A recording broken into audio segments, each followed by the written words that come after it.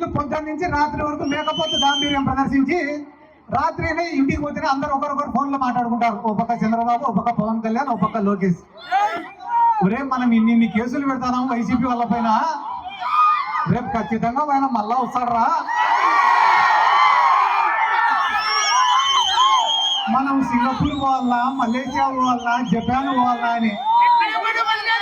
మా సార్ అందుకే ముందు జాగ్రత్తగా ఏం చెప్పినాడు, సప్త సముద్రాలు అవతల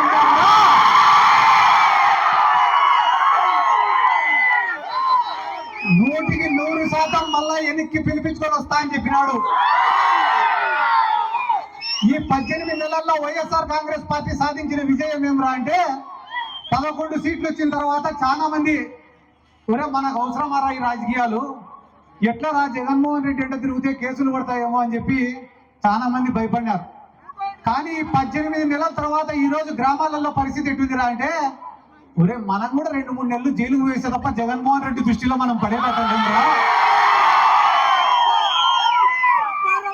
కాబట్టి దేనికైనా సిద్ధం కానీ జగన్మోహన్ రెడ్డిని మళ్ళా ఒకసారి